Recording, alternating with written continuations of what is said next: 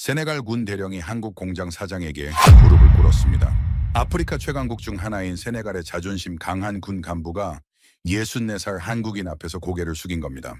도대체 무슨 일이 있었던 걸까요? 이야기는 1년 전으로 거슬러 올라갑니다.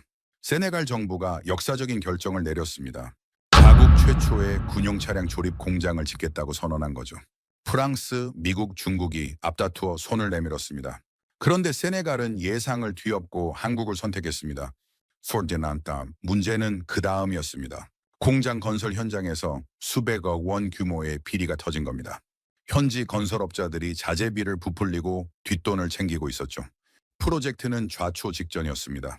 그때 한국에서 온 64살의 공장 사장이 나섰습니다. 30년간 건설과 자동차 업계를 누빈 베테랑이었죠. 그는 단 사흘 만에 비리의 전모를 파헤쳤습니다. 그리고 놀라운 선택을 했습니다. 하지만 진짜 충격적인 일은 따로 있었습니다. 그가 비리를 폭로한 후 벌어진 일이 세네갈 전체를 뒤흔들어 놓은 겁니다. 도대체 이 한국인 사장이 무슨 일을 한 걸까요? 왜 세네갈 군 대령은 그 앞에서 무릎을 꿇었을까요? 그리고 한국은 어떻게 사하라 사막까지 뚫게 된 걸까요? 그 놀라운 이야기 지금 바로 시작합니다. 저는 세네갈 육군 대령 마마두 은디아예입니다. 현재 ISVM, 그러니까 세네갈 군용 차량 개발 기관에서 기술 총괄책임자로 일하고 있죠. 제가 이 자리에 오기까지 참 많은 일이 있었습니다. 46해의 인생 중 28해를 군에서 보냈으니까요. 어린 시절부터 군인이 되는 게 꿈이었습니다. 아버지도 군인이셨거든요. 다카르 외곽의 작은 마을에서 태어나 자랐는데 아버지는 늘 이렇게 말씀하셨습니다. 조국을 지키는 것보다 숭고한 일은 없다고요. 그 말씀을 가슴에 새기고 군문에 들어섰습니다. 젊은 시절에는 전투병과에서 근무했고 30살 무렵부터는 기술 분야로 옮겼죠. 기계를 다루는데 소질이 있었거든요. 그렇게 16년간 군용 장비와 차량을 연구하고 관리하는 일을 해왔습니다. 문제는 우리 세네갈 군의 현실이었습니다. 군용 차량 대부분이 30년, 40년 된 노후 장비들이었죠. 고장이 나면 부품을 구하기도 어려웠습니다. 프랑스나 미국에서 수입해야 했는데 가격은 터무니없이 비쌌고 납기는 몇 달씩 걸렸습니다. 저는 매일 밤 이를 갈았습니다. 왜 우리는 스스로 만들지 못하는 걸까? 왜 항상 남의 나라에 손을 벌려야 하는 걸까? 이 질문이 머릿속을 떠나지 않았죠. 사실 한 번 기회가 있었습니다. 15년 전이었죠. 당시 저는 30대 초반의 젊은 소령이었습니다. 세네갈 정부가 프랑스 방산업체와 기술 협력을 추진했었거든요. 저도 그 프로젝트에 참여했습니다. 가슴이 뛰었죠. 드디어 우리도 자체 생산의 꿈을 이룰 수 있다고 생각했으니까요. 하지만 결과는 참담했습니다. 프랑스 측은 핵심 기술 이전을 끝까지 거부했습니다. 우리에게 보여준 건 껍데기뿐이었죠. 그리고 협상 막바지에 그들의 대표가 한 말을 저는 평생 잊지 못합니다. 아프리카 사람들은 이런 기술을 이해할 수 없다고요. 그 순간 제 안에서 무언가가 무너졌습니다. 분노와 수치심이 뒤섞인 감정이었죠. 프로젝트는 백지화됐고 저는 그날 이후로 서방 국가들을 믿지 않게 됐습니다. 그렇게 15년이 흘렀습니다. 저는 대령이 됐고 ISVM의 기술 총괄이 됐죠. 하지만 자체 생산의 꿈은 여전히 꿈으로만 남아 있었습니다. 그러던 어느 날 제 인생을 바꿀 소식이 들려왔습니다. 그 소식은 뜻밖의 경로로 찾아왔습니다. 폴란드 육군 소령 야체크 코발스키와의 통화였죠. 야체크는 국제군사교류 프로그램에서 만난 동료였습니다. 몇 년 전 유럽 연수 시절 알게 됐는데 비슷한 나이에 비슷한 고민을 가진 군인이었죠. 가끔 연락을 주고받으며 안부를 묻곤 했습니다. 그날도 별다른 기대 없이 전화를 받았습니다. 그런데 야체크가 흥분한 목소리로 말하더군요. 폴란드가 한국에서 군용 차량을 도입하기로 했다고요. KLTV라는 소형 전술 차량인데 성능이 정말 놀랍다고 했습니다. 솔직히 처음에는 별 관심이 없었습니다. 한국이라고요. 동아시아의 그 작은 나라 말입니다. 반도체나 스마트폰으로는 유명하지만 방산 분야에서는 들어본 적이 없었거든요. 그런데 야체크의 다음 말이 저를 멈추게 했습니다. 한국이 유럽 시장에서 최초로 군용 차량 수출에 성공했다고요. 그것도 NATO 회원국인 폴란드의 말입니다. 3,700억 원 규모의 계약이었죠.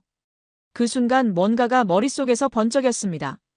유럽도 인정한 기술력이라면 혹시 우리에게도 가능성이 있지 않을까요? 저는 그날 밤 한국 방산에 대해 조사하기 시작했습니다. 놀라운 사실들이 줄줄이 나왔죠. 기아라는 회사가 50년 넘게 군용 차량을 만들어 왔다는 것, 이미 27개국에 수출했다는 것, 그리고 무엇보다 기술 이전에 적극적이라는 것이었습니다. 다음 날 저는 상관인 셰이크 디오프 장군을 찾아갔습니다. 디오프 장군은 제 멘토이자 아버지 같은 분이셨죠. 은퇴를 앞두고 계셨는데 저처럼 자체 생산의 꿈을 품고 계신 분이었습니다.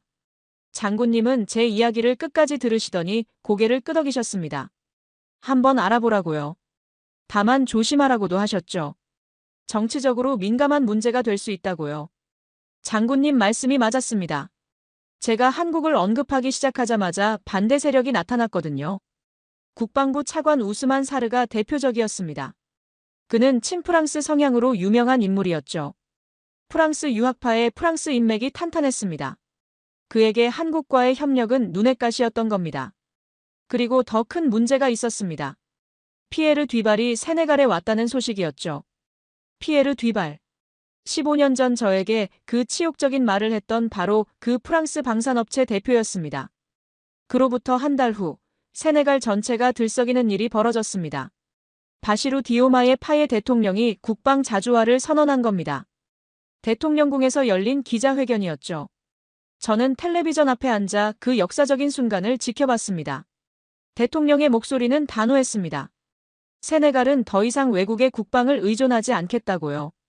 우리 손으로 우리 군대를 무장시키겠다고요. 가슴이 뛰었습니다.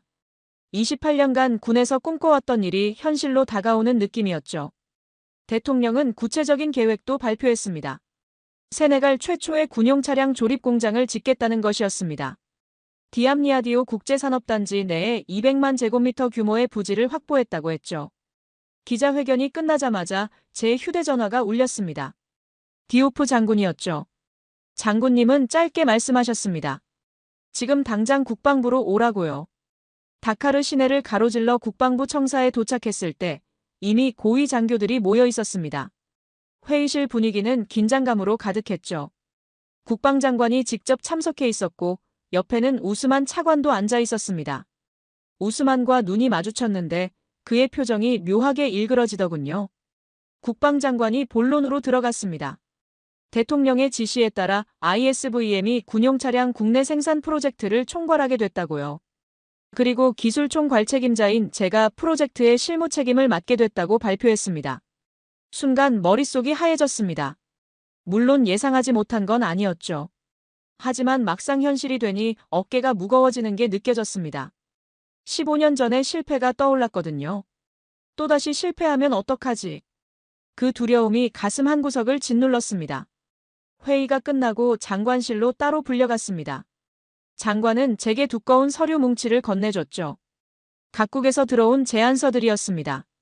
프랑스, 미국, 중국, 터키, 그리고 한국까지 5개 나라가 세네갈 시장을 노리고 있었던 겁니다. 장관은 말했습니다. 2달 안에 최적의 파트너를 선정해서 보고하라고요. 대통령이 직접 최종 결정을 내리실 거라고 했죠. 저는 고개를 숙여 명령을 받들었습니다. 하지만 속으로는 복잡한 감정이 소용돌이쳤죠. 그날 밤 저는 사무실에 남아 제안서들을 하나씩 검토하기 시작했습니다. 프랑스 제안서를 펼쳤을 때 피에르 뒤발의 이름이 눈에 들어왔습니다. 역시나 그였죠. 15년이 지났지만 여전히 아프리카 시장을 호시탐탐 노리고 있었던 겁니다. 제안 내용은 화려했습니다. 최신 기술, 유럽 표준, 오랜 경험. 하지만 핵심인 기술 이전 조항은 모호하기 짝이 없었죠. 미국 제안서도 비슷했습니다. 가격은 터무니없이 비쌌고 조건은 까다로웠죠. 중국 제안서는 가격은 저렴했지만 품질에 대한 의구심이 들었습니다. 터키 제안서는 나쁘지 않았지만 뭔가 부족한 느낌이었고요. 마지막으로 한국 제안서를 펼쳤습니다. 기아와 현대코퍼레이션이 공동으로 제출한 것이었죠. 처음에는 큰 기대 없이 훑어보기 시작했습니다. 그런데 읽어내려갈수록 눈이 커지더군요. DKD 방식이라는 게 있었습니다. 완성차를 분해해서 부품 상태로 수출하고 현지에서 재조립하는 방식이었죠. 이게 왜 중요하냐면 우리 세네갈처럼 제조업 기반이 약한 나라에서도 부담 없이 시작할 수 있다는 뜻이었거든요. 게다가 물류비 절감과 관세 혜택까지 누릴 수 있었습니다.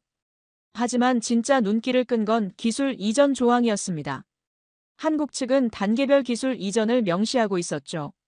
처음에는 단순 조립으로 시작하지만 점차 핵심 부품 제조까지 이전하겠다는 내용이었습니다. 심지어 세네갈 기술자 양성 프로그램까지 포함돼 있었죠.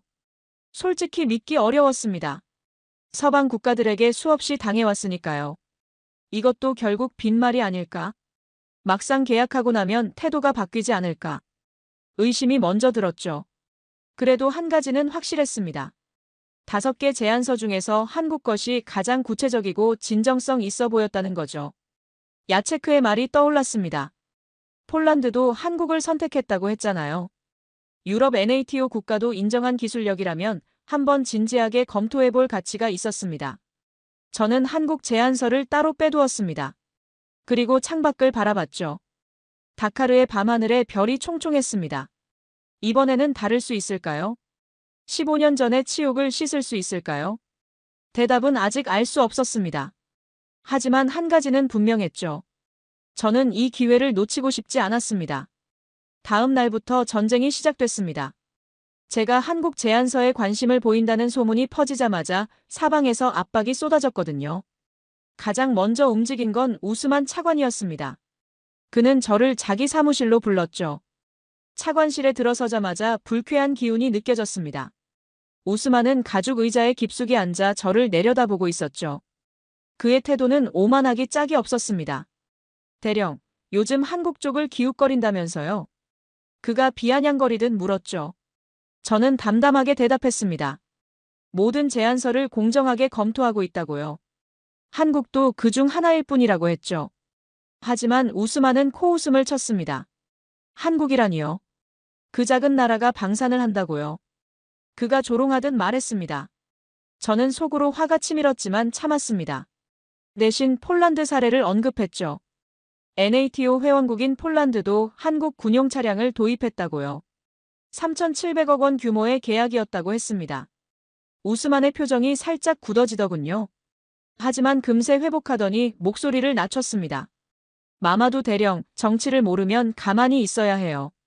프랑스와의 관계가 얼마나 중요한지 알잖아요. 대통령께서도 그걸 원하실 거예요. 협박이었죠. 노골적인 협박이었습니다. 저는 더 이상 대화가 무의미하다고 판단하고 자리에서 일어났습니다. 돌아서는 제 등 뒤로 우스만의 목소리가 들려왔죠. 현명한 선택을 하길 바라요, 대령. 그게 끝이 아니었습니다. 며칠 후 피에르 뒤발이 직접 세네갈에 왔다는 소식을 들었거든요. 15년 만에 재회가 될 참이었죠. 물론 반가운 재회는 아니었습니다. 피에르는 국방장관과 우스만 차관을 차례로 만났습니다. 고급 호텔에서 만찬도 열었죠. 세네갈 정계 인사들을 초청해 화려한 파티를 벌였다더군요. 저는 당연히 초청받지 못했습니다. 아니, 일부러 배제됐겠죠. 프랑스 측의 로비는 노골적이었습니다. 언론에도 기사가 실리기 시작했죠. 세네갈과 프랑스의 오랜 우정이라느니, 검증된 유럽 기술의 신뢰성이라느니 하는 내용이었습니다. 반면 한국에 대해서는 부정적인 기사가 슬슬 나오기 시작했죠. 아시아 업체의 미검증 기술이라거나 아프리카 경험 부족이라거나 하는 식이었습니다. 저는 점점 궁지에 몰리고 있었습니다. 공식적으로는 제가 프로젝트 책임자였지만 실질적인 결정권은 정치인들 손에 있었거든요. 그들이 프랑스로 마음을 굳히면 제가 할 수 있는 건 아무것도 없었습니다. 어느 날 저녁 집에 돌아와 식탁에 앉았을 때였습니다. 아내 아와가 제 얼굴을 가만히 들여다보더군요. 요즘 많이 힘들어 보인다고 했죠. 저는 한숨을 쉬며 상황을 설명했습니다. 아와는 조용히 듣더니 제 손을 잡았습니다. 당신이 옳다고 믿는 걸 하세요. 결과가 어떻든 저는 당신 편이에요. 그녀의 말에 눈시울이 뜨거워졌죠. 하지만 문제는 제 내면에도 있었습니다. 15년 전의 기억이 자꾸 떠오르는 거였죠. 그때도 저는 희망에 부풀어 있었습니다. 프랑스와 협력하면 모든 게 달라질 거라고 믿었죠. 하지만 결과는 배신과 굴욕이었습니다. 한국이라고 다를까요? 그들도 결국 서방 세계의 일원 아닌가요? 자본주의 논리로 움직이는 기업들 아닌가요? 우리 같은 아프리카 나라는 그저 시장일 뿐 진정한 파트너로 보지 않을 거예요. 이런 생각이 머릿속을 맴돌았습니다. 밤마다 악몽을 꿨습니다. 피에르가 비웃는 꿈이었죠. 아프리카 사람들은 기술을 이해 못한다는 그 말이 귓가에 맴돌았습니다. 잠에서 깨면 식은땀에 옷이 젖어 있었죠. 이대로는 안 되겠다고 생각했습니다. 감정에 휘둘리면 안 됐죠. 저는 군인이었습니다. 냉철하게 상황을 분석하고 최선의 판단을 내려야 했죠. 저는 다시 한번 각국 제안서를 펼쳤습니다. 이번에는 감정을 배제하고 객관적으로 비교하기로 했죠. 기술력, 가격, 기술 이전 조건, 사후 지원 체계, 그리고 과거 실적까지 모든 항목을 점수화해서 표로 만들었습니다. 결과는 명확했습니다. 종합 점수에서 한국이 가장 높았죠. 특히 기술 이전과 현지 인력 양성 부문에서 압도적이었습니다. 프랑스는 기술력은 높았지만 기술 이전 의지가 불투명했고 가격도 비쌌죠. 하지만 이 분석 결과를 누가 들어줄까요? 정치적 이해관계 앞에서 객관적 데이터가 무슨 의미가 있을까요? 저는 막막한 심정으로 창밖을 바라봤습니다. 그때 휴대전화가 울렸습니다. 디오프 장군이었죠. 장군님은 단도직입적으로 물었습니다. 상황이 어떤가? 저는 솔직하게 답했습니다. 쉽지 않다고요. 사방이 적이라고요. 장군님은 잠시 침묵하시더니 말씀하셨습니다. 그래도 포기하지 마라. 방법은 있다. 한국 측을 직접 만나봐라. 그들이 진심인지 아닌지 두 눈으로 확인해라. 장군님 말씀에 한 줄기 희망이 보였습니다. 그래요, 아직 끝난 게 아니었죠. 한국 측과 만나기로 결심하기 전에 저는 먼저 제 마음을 정리해야 했습니다. 15년 전 일이 자꾸 발목을 잡았거든요. 그 상처를 제대로 마주하지 않으면 앞으로 나아갈 수 없다는 걸 알았죠. 어느 주말 저녁, 저는 아와와 함께 거실에 앉았습니다. 그리고 그동안 입 밖에 꺼내지 않았던 이야기를 시작했죠. 2009년이었습니다. 저는 31살의 젊은 소령이었죠. 세네갈 군에서 총망받는 장교였고 기술 분야에서 두각을 나타내고 있었습니다. 그때 정부가 프랑스 방산업체와 기술 협력을 추진했어요. 군용 지프 차량 현지 생산 프로젝트였죠. 저는 세네갈 측 실무팀장으로 발탁됐습니다. 얼마나 기뻤는지 모릅니다. 드디어 우리도 선진국처럼 자체 생산을 할 수 있게 되는구나. 맘잠을 설칠 정도로 설렜죠. 매일 밤 관련 자료를 공부하고 프랑스어 실력도 갈고 닦았습니다. 프랑스 팀이 다카르에 도착했을 때 저는 공항까지 마중을 나갔습니다. 그들의 대표가 피에르 뒤발이었죠. 당시 40대 초반이었던 그는 자신감에 넘쳤습니다. 악수를 하면서 저를 훑어보던 눈빛이 아직도 생생해요. 뭐랄까 품평하는 듯한 눈빛이었달까요? 처음 몇 달은 순조로웠습니다. 프랑스 기술자들이 우리 공장을 돌아다니며 현황을 파악했고 저희는 열심히 배우려 했죠. 하지만 시간이 지나면서 이상한 점이 드러나기 시작했습니다. 핵심 기술에 접근하려 할 때마다 그들은 벽을 쳤습니다. 이건 아직 단계가 아니라느니 기초부터 다져야 한다느니 하는 핑계를 댔죠. 엔진 설계도를 요청하면 기밀이라고 했고 전자제어 시스템을 배우려 하면 나중에 알려주겠다고 미뤘습니다. 저는 점점 초조해졌습니다. 계약서에는 분명히 기술 이전이 명시돼 있었거든요. 하지만 현실은 달랐죠. 그들은 우리에게 껍데기만 보여주고 있었습니다. 조립 매뉴얼과 부품 목록 정도가 전부였어요. 여러 번 항의했습니다. 상부에도 보고했죠. 하지만 돌아온 건 인내심을 가지라는 답변뿐이었습니다. 프랑스와의 관계를 해치면 안 된다고요. 정치적 고려가 기술적 필요보다 우선했던 겁니다. 결정적인 날이 왔습니다. 프로젝트 중간 점검 회의였죠. 양측 고위 관계자들이 모두 참석한 자리였습니다. 저는 그동안 느낀 문제점을 정리해서 발표했어요. 기술 이전이 제대로 이루어지지 않고 있다고요. 이대로 가면 프로젝트 목표를 달성할 수 없다고요. 발표가 끝나자 회의실이 얼어붙었습니다. 우리 측 고위 인사들은 당혹스러운 표정이었고 프랑스 측은 불쾌한 기색이 역력했죠. 피에르 뒤발이 천천히 일어섰습니다. 그가 한 말은 평생 잊지 못합니다. 그는 미소를 지으며 말했죠. 은디아의 소령의 열정은 인상적입니다. 하지만 현실을 직시해야 합니다. 첨단 군사 기술은 수십 년간의 축적이 필요합니다. 솔직히 말씀드리면 아프리카의 현재 수준으로는 이런 기술을 이해하기 어렵습니다. 회의실이 술렁였습니다. 하지만 아무도 반박하지 않았죠. 우리 측 고위 인사들도 침묵했습니다. 저는 얼굴이 화끈거렸어요. 수치심과 분노가 뒤섞인 감정이 밀려왔죠. 피에르는 계속 말했습니다. 그러니까 조급해하지 마십시오. 기초부터 천천히 배워가면 됩니다. 우리가 이끌어드리겠습니다. 그 말투가 마치 아이를 달래는 것 같았어요. 회의가 끝난 후 저는 화장실로 달려갔습니다. 거울 앞에 서서 한참을 들여다봤죠. 눈에 눈물이 고여 있었습니다. 주먹으로 세면대를 내리쳤어요.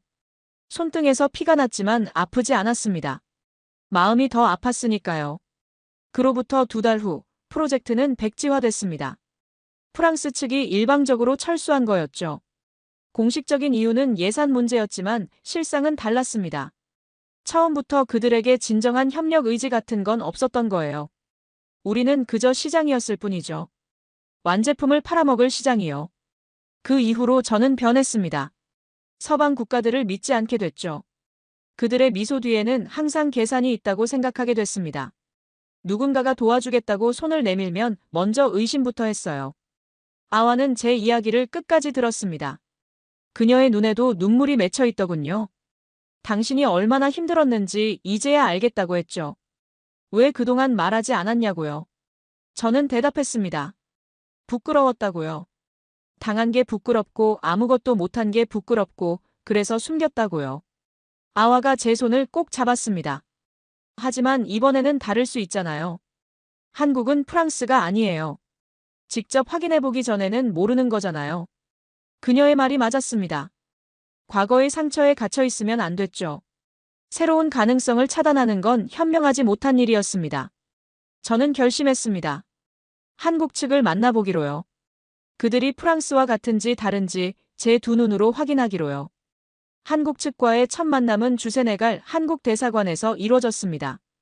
한승우 경제참사관이 연락을 해왔더군요.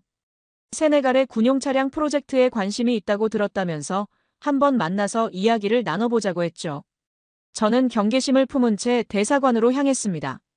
대사관 건물은 다카르 외곽의 조용한 지역에 있었습니다. 생각보다 소박한 건물이었죠. 화려함을 과시하던 프랑스 대사관과는 분위기가 달랐습니다.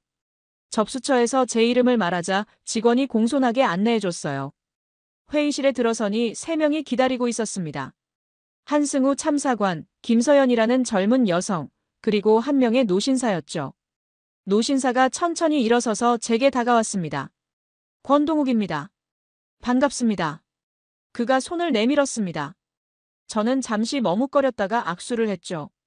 그의 손이 거칠었습니다. 사무실에만 앉아있는 사람의 손이 아니었어요. 현장에서 일하는 사람의 손이었죠. 권동욱이라는 이름은 처음 들었습니다. 기아나 현대코퍼레이션 소속이 아닌 것 같았죠. 저는 조심스럽게 물었습니다. 어떤 분이시냐고요? 한승우 참사관이 설명했습니다. 권동욱 사장은 건설업과 자동차 업계에서 30년 이상 경력을 쌓은 분이라고요. 이번 세네갈 프로젝트가 성사되면 현지 공장 건설과 운영을 총괄할 분이라고 했죠. 저는 속으로 의아했습니다. 보통 이런 자리에는 말 잘하는 영업 담당이나 임원급이 나오기 마련인데 현장 책임자가 직접 나왔다는 게 뜻밖이었거든요. 권동욱 사장은 자리에 앉으며 말했습니다. 제가 직접 오고 싶었습니다. 서류만 주고받으면 진심이 전해지지 않으니까요. 그의 한국어를 김서연이 유창한 프랑스어로 통역했죠. 저는 일부러 날카로운 질문을 던졌습니다. 한국이 아프리카 경험이 있느냐고요. 우리 같은 나라를 제대로 이해할 수 있느냐고요.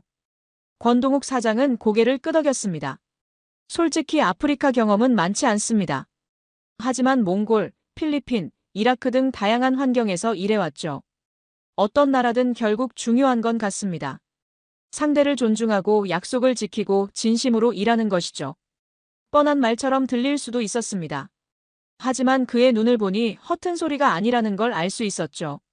검게 그을린 피부, 세월이 새겨진 주름, 그리고 흔들림 없는 눈빛. 책상 앞에서만 일한 사람에게는 없는 것들이었습니다. 저는 좀 더 파고들었습니다. 기술 이전은 어느 정도까지 가능하냐고요. 진짜로 핵심 기술을 넘겨줄 거냐고요. 권동욱 사장이 대답했습니다. 우리는 숨길 게 없습니다. 처음에는 조립부터 시작하지만 세네갈 기술자들이 역량을 갖추면 단계적으로 모든 기술을 이전할 겁니다. 그게 진정한 파트너십이니까요. 김서연이 덧붙였습니다. 실제로 폴란드에서도 같은 방식으로 진행하고 있다고요. 폴란드 기술자들이 한국에 와서 훈련받고 현지에서 생산 라인을 운영하고 있다고 했죠. 저는 잠시 생각에 잠겼습니다. 그들의 말이 사실인지 아닌지는 아직 판단할 수 없었어요. 하지만 한 가지는 느낄 수 있었죠. 그들의 태도가 프랑스와 달랐다는 겁니다. 피에르 뒤발은 처음부터 우리를 내려다봤습니다. 미소 뒤에 경멸이 숨어 있었죠. 하지만 권동욱 사장에게서는 그런 게 느껴지지 않았어요. 그는 저를 동등한 상대로 대하고 있었습니다. 회의가 끝날 무렵 권동욱 사장이 말했습니다. 은디아의 대령님, 말보다 행동으로 보여드리겠습니다. 한국에 한번 오시죠. 직접 보시면 우리가 어떤 사람들인지 아실 겁니다. 한국 방문 초청이었습니다. 저는 바로 대답하지 않았죠. 고려해보겠다고만 했습니다. 하지만 마음 한구석에서 뭔가가 움직이는 걸 느꼈어요. 대사관을 나서며 뒤를 돌아봤습니다. 권동욱 사장이 현관 앞에 서서 제게 목례를 하고 있더군요. 64살의 노신사가 젊은 외국 군인에게 먼저 인사를 하는 모습. 작은 행동이었지만 저는 그걸 오래 기억했습니다. 한국 대사관 방문 사실이 알려지자마자 폭풍이 몰아쳤습니다. 우스만 차관이 저를 국방부로 호출했거든요. 이번에는 그의 사무실이 아니라 정식 회의실이었습니다. 들어서니 국방부 고위 관계자 몇 명이 더 앉아 있었죠. 분위기가 심상치 않았습니다. 우스만 차관이 서류를 탁 내려놓았습니다. 은디아의 대령, 한국 대사관에 다녀왔다면서요. 그의 목소리가 날카로웠죠. 누구 허락을 받고 그런 짓을 한 거죠? 저는 침착하게 대답했습니다. 프로젝트 책임자로서 모든 후보를 검토할 권한이 있다고요. 한국도 정식 제안서를 낸 국가라고 했죠.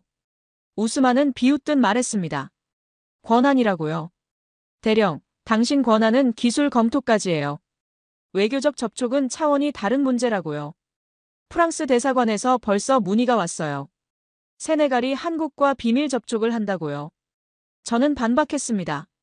비밀 접촉이 아니라 공개적인 미팅이었다고요. 제안서 내용을 확인하는 자리였을 뿐이라고 했죠. 하지만 우스만은 들은 척도 하지 않았습니다. 그는 다른 관계자들을 둘러보며 말했죠. 여러분도 보시다시피 은디아의 대령은 월권을 했습니다. 이 프로젝트에서 배제하는 게 맞습니다. 순간 머리가 하얘졌습니다. 배제라니요. 제가 그동안 밤잠을 설치며 준비해온 일인데요. 저는 목소리를 높였습니다. 차관님, 이건 부당한 처사입니다. 저는 규정에 따라 행동했을 뿐입니다. 분위기가 험악해졌습니다. 다른 관계자들이 불편한 표정을 짓고 있었죠. 그때 문이 열리며 디오프 장군이 들어오셨습니다. 장군님은 자리에 앉으시며 조용히 말씀하셨습니다. 무슨 회의인데 나는 연락을 못 받았나. 우스만 차관의 얼굴이 굳어지더군요. 장군님, 이건 내부 행정 문제라서요. 디오프 장군이 끊었습니다. 내부 행정이라면 더더욱 나도 알아야지. 그리고 은디아의 대령은 내부하야. 그에 관한 일은 나와 상의해야 하는 거 아닌가. 우스만 차관이 입을 다물었습니다. 장군님의 위압감 앞에서 그도 함부로 행동할 수 없었던 거죠. 회의는 그렇게 흐지부지 끝났습니다. 하지만 저는 알았죠.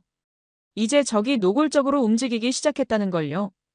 그날 저녁 집에 돌아와 뉴스를 켰습니다. 깜짝 놀랄 일이 벌어져 있었죠. 저녁 뉴스에 세네갈 방산 프로젝트 관련 기사가 나온 겁니다. 한국 업체가 아프리카에서 검증되지 않은 기술로 수주를 노리고 있다는 내용이었어요. 익명의 국방부 관계자 인터뷰까지 들어있었죠. 피에르 뒤발의 작품이라는 걸 바로 알 수 있었습니다. 언론 플레이로 여론을 돌리려는 수작이었죠. 저는 이를 악물었습니다. 그때 아들 이브라임이 제 방에 들어왔습니다. 23살의 공학도인 이브라임은 저를 닮아 자존심이 강했죠. 아버지, 뉴스 봤어요. 이게 뭐예요? 저는 한숨을 쉬며 상황을 설명해줬습니다. 이브라임은 화가 난 표정으로 말했죠. 제가 도울 수 없을까요? 저도 공학을 전공하잖아요. 기술 검토라도 함께하고 싶어요. 저는 고개를 저었습니다. 위험하다고요. 정치적으로 복잡한 문제에 내가 엮이면 안 된다고 했죠. 이브라임이 반박했습니다. 아버지는 항상 저를 어린애 취급해요. 저도 23살이에요. 조국을 위해 뭔가 하고 싶다고요. 우리는 한참 동안 말다툼을 했습니다. 아와가 중재하러 들어왔지만 소용없었죠. 결국 이브라임은 문을 쾅 닫고 자기 방으로 들어가 버렸습니다. 저는 거실에 홀로 앉아 생각했습니다. 프로젝트 압박에 정치적 공격에 이제는 가족 갈등까지.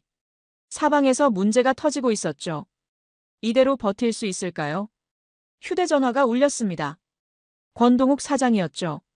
김서연이 통역을 해줬습니다. 뉴스 기사 봤습니다. 걱정되셔서 연락드렸어요. 괜찮으십니까? 저는 잠시 말을 잃었습니다. 처음 보는 외국인이 제 걱정을 하다니요. 그것도 본인이 공격받고 있는 상황에서요. 권동욱 사장이 말했습니다. 힘드시면 언제든 말씀하세요. 우리는 대령님 편입니다. 이 프로젝트가 성사되든 안 되든 진심으로 도와드리고 싶습니다. 전화를 끊고 한참 동안 창밖을 바라봤습니다. 저 사람들은 대체 뭘까요? 왜 이렇게까지 하는 걸까요? 이해할 수 없었지만 마음 한구석이 따뜻해지는 건 어쩔 수 없었죠. 며칠 후 권동욱 사장에게서 다시 연락이 왔습니다. 한국에 와보시지 않겠습니까? 기아 광주 공장을 직접 보여드리고 싶습니다. 말로만 듣는 것보다 눈으로 확인하시는 게 좋을 것 같아서요. 한국 방문 초청이었습니다. 솔직히 망설여졌죠. 지금 이 상황에 외국에 나가도 되는 걸까요? 우스만 차관이 이걸 또 문제 삼으면 어쩌죠? 하지만 디오프 장군님은 다르게 보셨습니다. 장군님을 찾아가 의논했더니 이렇게 말씀하시더군요. 가라. 직접 보고 오너라. 두 눈으로 확인하는 것만큼 확실한 건 없다. 저는 물었습니다. 제가 없는 동안 우스만 차관이 움직이면 어떡하죠? 장군님이 미소 지으셨습니다. 걱정 마라. 내가 막아줄게. 그것보다 내가 확신을 갖고 돌아오는 게 더 중요하다. 이 프로젝트는 결국 내가 이끌어야 해. 장군님의 말씀에 용기를 얻었습니다. 저는 한국행을 결심했죠. 아와에게 말하자 그녀는 웃으며 가방을 싸주었습니다. 좋은 여행 되세요. 열린 마음으로 보고 오세요. 이브라임은 아직도 저와 대화를 피하고 있었습니다. 출발 전날 밤, 저는 그의 방문을 두드렸죠. 대답이 없었지만 문을 열었습니다. 이브라임이 책상 앞에 앉아 있더군요. 컴퓨터 화면에는 한국 군용 차량 관련 자료가 떠 있었습니다. 그도 나름대로 조사하고 있었던 거였죠. 저는 아들 곁에 앉았습니다. 미안하다고 했죠. 내 마음을 몰라준 것 같다고요. 이브라임은 한참 침묵하다가 고개를 돌렸습니다. 눈이 붉어져 있더군요. 아버지가 15년 전에 당한 일 알아요. 어릴 때 우연히 들었거든요. 그래서 이번에는 꼭 성공하셨으면 좋겠어요. 가슴이 뜨거워졌습니다. 저는 아들의 어깨를 끌어안았죠. 돌아오면 함께 이야기하자고 했습니다. 내 도움이 필요할 것 같다고요. 다음 날 새벽 다카르 국제공항에서 비행기에 올랐습니다. 파리를 경유해 인천까지 20시간이 넘는 여정이었죠. 비행기 안에서 창밖을 바라보며 생각했습니다. 한국이라는 나라는 어떤 곳일까요? 정말로 그들은 다를까요? 인천공항에 도착한 건 한국 시간으로 오후 3시쯤이었습니다. 입국장을 나서니 김서연이 기다리고 있더군요. 반갑습니다, 대령님. 오시느라 고생 많으셨죠? 공항에서부터 인상적이었습니다. 깨끗하고 효율적이었죠. 사람들이 질서정연하게 움직이고 모든 게 빠르게 돌아갔습니다. 아프리카와는 확연히 다른 분위기였어요. 차를 타고 광주로 향했습니다. 고속도로가 끝없이 이어지더군요. 서울을 지나 남쪽으로 내려갈수록 산과 들판이 펼쳐졌습니다. 아름다운 나라였죠. 김서연이 옆에서 설명해줬습니다. 한국은 75년 전만 해도 세계 최빈국 중 하나였다고요. 전쟁으로 모든 게 파괴됐었죠. 하지만 이제는 세계 10대 경제대국이 됐다고 했습니다. 저는 창밖을 바라보며 그 말을 곱씹었습니다. 75년 만에 이렇게 변할 수 있다고요. 믿기 어려웠지만 눈앞에 펼쳐진 현실이 증명하고 있었죠. 광주에 도착하니 해가 지고 있었습니다. 호텔에 짐을 풀고 저녁을 먹었죠. 한국 음식은 처음이었는데 강렬하면서도 깊은 맛이었습니다. 김서연이 이것저것 설명해줬는데 한국 사람들은 음식을 나눠 먹는 문화가 있다고 하더군요. 다음 날 아침, 드디어 기아 광주 공장을 방문했습니다. 공장 입구에 권동욱 사장이 기다리고 있었죠. 잘 오셨습니다, 대령님. 그가 손을 내밀었습니다. 공장에 들어서는 순간 숨이 멎는 것 같았습니다. 규모가 상상 이상이었거든요. 거대한 생산 라인이 끊임없이 돌아가고 있었죠.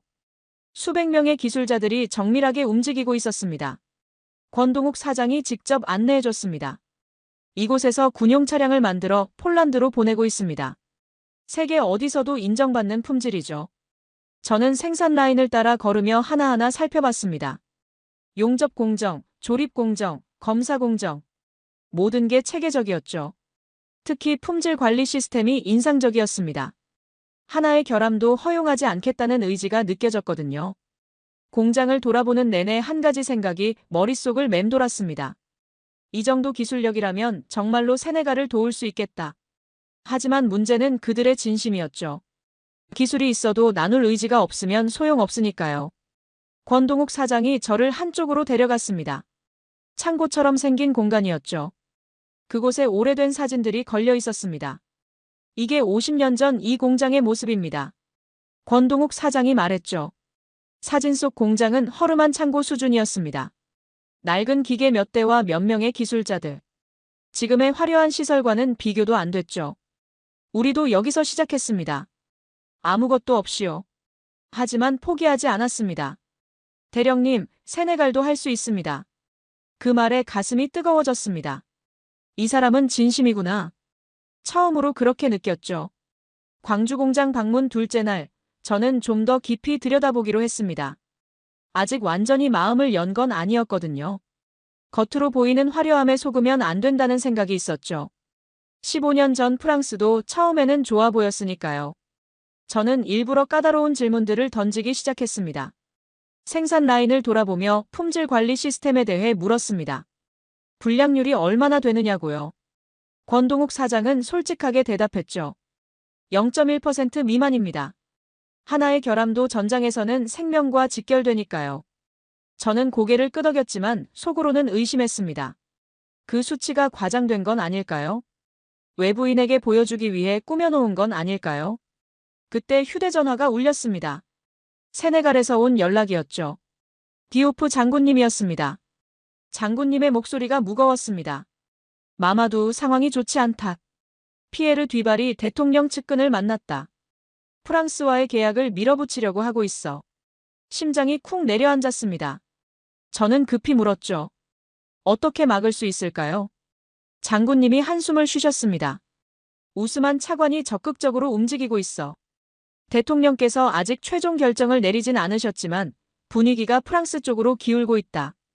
빨리 돌아와야 할 것 같다. 전화를 끊고 저는 한참 동안 서 있었습니다. 권동욱 사장이 제 표정을 보고 다가왔죠. 무슨 일 있습니까? 저는 상황을 설명했습니다. 세네갈에서 프랑스 쪽이 공세를 펴고 있다고요. 프로젝트가 취소될 수도 있다고요. 권동욱 사장의 얼굴이 굳어졌습니다. 하지만 그는 곧 담담하게 말했죠. 그래도 포기하시면 안 됩니다. 아직 끝난 게 아니잖아요. 저는 고개를 저었습니다. 사장님은 모르실 겁니다. 세네갈 정치가 얼마나 복잡한지요. 프랑스는 우리나라에 100년 넘게 영향력을 행사해왔어요. 그 뿌리를 한순간에 뽑을 수는 없습니다. 권동욱 사장이 잠시 침묵했습니다. 그러더니 제 어깨에 손을 얹었죠. 대령님, 한 가지 보여드릴 게 있습니다. 저를 따라오시죠. 그는 저를 공장 한쪽 구석에 있는 작은 전시실로 데려갔습니다. 벽에는 오래된 사진들이 빼곡히 걸려 있었죠. 흑백 사진들이 대부분이었습니다. 이게 뭡니까? 제가 물었죠. 권동욱 사장이 사진 하나를 가리켰습니다. 낡은 군복을 입은 군인들이 허름한 트럭 앞에 서 있는 사진이었어요. 이게 6.25 전쟁 직후 한국군의 모습입니다. 당시 우리에겐 아무것도 없었어요. 군용 차량은커녕 제대로 된 총도 부족했죠. 미국에서 원조받은 중고 장비로 겨우 버텼습니다. 저는 사진을 자세히 들여다봤습니다. 군인들의 얼굴이 야위어 있었죠. 배경의 건물들은 폐허나 다름없었습니다. 권동욱 사장이 계속 말했습니다. 그때 한국은 세계 최빈국이었어요. 1인당 국민소득이 $50도 안 됐죠. 아프리카 대부분의 나라보다 가난했습니다. 저는 놀랐습니다. 한국이 그렇게 가난했다고요. 권동욱 사장이 고개를 끄덕였습니다. 네, 하지만 우리는 포기하지 않았습니다. 맨손으로 시작했어요. 처음에는 외국 기술을 배우고 그 다음에는 우리 것으로 만들었죠. 실패도 많았고 좌절도 많았습니다. 하지만 결국 해냈어요. 그가 다른 사진을 가리켰습니다. 최신 군용 차량이 생산 라인에서 나오는 사진이었죠. 이게 지금의 우리입니다. 70년 만에 이렇게 변했어요. 대령님, 세네갈도 할 수 있습니다. 시간이 걸릴 뿐이에요. 저는 한참 동안 말이 나오지 않았습니다. 프랑스 사람들은 우리에게 불가능하다고 했죠. 아프리카인은 기술을 이해할 수 없다고요. 하지만 눈앞에 이 한국인은 다른 말을 하고 있었습니다. 가능하다고요. 할 수 있다고요. 그날 밤 호텔방에서 잠이 오지 않았습니다. 창밖으로 광주 시내의 불빛이 보였죠. 저 불빛 하나하나가 누군가의 노력과 땀으로 만들어진 거겠죠. 세네갈도 언젠가 저런 불빛으로 가득할 수 있을까요? 저는 처음으로 그런 상상을 해봤습니다. 하지만 현실은 냉혹했죠. 세네갈에서는 지금 이 순간에도 피에르가 움직이고 있었습니다. 제가 여기서 감상에 젖어 있을 시간이 없었어요. 저는 결심했습니다. 최대한 빨리 돌아가야 한다고요. 하지만 그 전에 한 가지만 더 확인하고 싶었죠. 한국이 정말로 기술을 나눌 의지가 있는지요. 다음 날, 저는 권동욱 사장에게 직접적으로 물었습니다. 사장님, 솔직하게 대답해 주십시오. 한국은 정말로 핵심 기술까지 이전할 겁니까? 아니면 프랑스처럼 껍데기만 주고 알맹이는 감출 겁니까? 권동욱 사장이 저를 똑바로 바라봤습니다. 그의 눈에는 흔들림이 없었죠. 대령님, 저는 평생 현장에서 일한 사람입니다. 사무실에서 말만 하는 사람이 아니에요. 제가 하는 약속은 반드시 지킵니다. 세네갈에 가면 직접 보여드리겠습니다. 그 말이 진심인지 아닌지 아직은 확신할 수 없었습니다. 하지만 한 가지는 분명했죠. 이 사람은 다른 사람들과 달랐습니다.